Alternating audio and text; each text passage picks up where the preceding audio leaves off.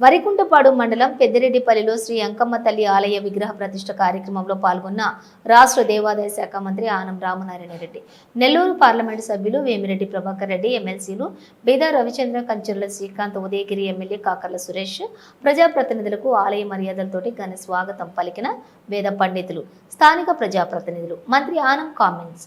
నెల్లూరు ప్రకాశం జిల్లాల మధ్య ఉన్నటువంటి పెద్దిరెడ్డిపల్లి అంకాలమ్మ తల్లి ఆలయ పునర్నిర్మాణ విగ్రహ ప్రతిష్ఠ మహత్కార్యంలో పాల్గొనటం అదృష్టం, పూర్వజన్మ సుకృతంగా భావిస్తున్నాను. మంత్రి ఆనం అంకాలమ్మ తల్లి ఆశీస్సులతోటి బాగా అభివృద్ధి చెంది సొంత గ్రామంలో ఆ తల్లి ఆలయ పునర్నిర్మాణానికి ముందుకొచ్చిన గ్రామస్తులు, దాతలకు ప్రత్యేక అభినందనలు. ఉదయగిరి ఎమ్మెల్యే కాకర్ల సురేష్ ప్రతిపాదనల మేరకు అంకాలమ్మ తల్లి ఆలయ అభివృద్ధికి సంపూర్ణ సహకారం అందిస్తాం.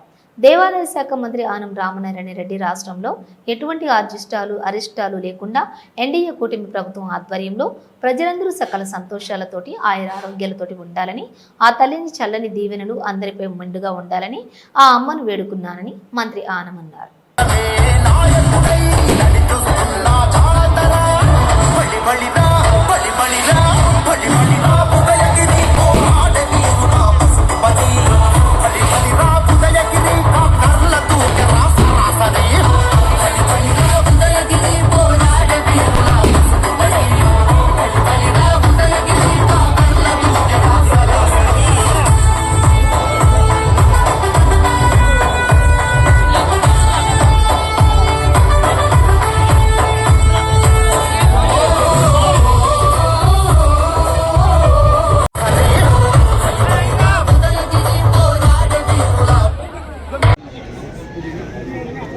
నెల్లూరు అటు ప్రకాశం రెండు జిల్లాల మధ్య వరికుంటపాడు మండలంలో అంకాలమ్మ తల్లి ఆలయ ప్రారంభోత్సవానికి పార్లమెంటు సభ్యులైనటువంటి పెద్దలు ప్రభాకర్ రెడ్డి గారు, గౌరవ శాసన మండలి సభ్యులు శ్రీకాంత్ గారు, రవిచంద్ర గారు, స్థానిక శాసనసభ్యులు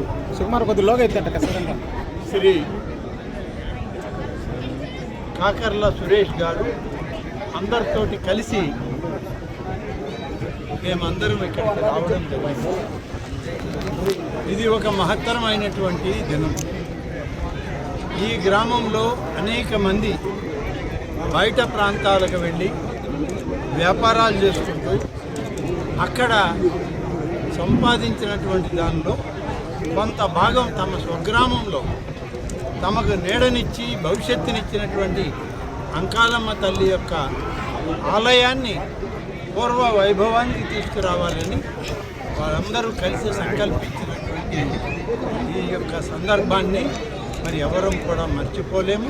వారందరికీ కూడా ఆ తల్లి యొక్క దీవెనలు, ఆశీస్సులు, వారి కుటుంబాలకి అమ్మవారి దీవెనలు ఉండాలని చెప్పి మనస్ఫూర్తిగా కోరుకుంటూ ఈ ఆలయ ప్రారంభోత్సవానికి వచ్చినటువంటి సందర్భంలో ఇక్కడ కొన్ని కార్యక్రమాలు కావాలని, ఇది ప్రస్తుతం నెల్లూరు జిల్లాలోని ఉదయగిరి నియోజకవర్గంలో ఉంది కాబట్టి మా సురేష్ శాసనసభ్యుడిగా ఆయన ప్రతిపాదనలు ఏమున్నా సరే అటు ప్రభుత్వం నుంచి ఇటు జిల్లా అధికార యంత్రాంగం నుంచి నిధులు సమకూర్చి వాళ్లకు తోడుగా మేము కూడా సహకరించడానికి ఇవాళ మాట్లాడుకోవడం జరిగింది.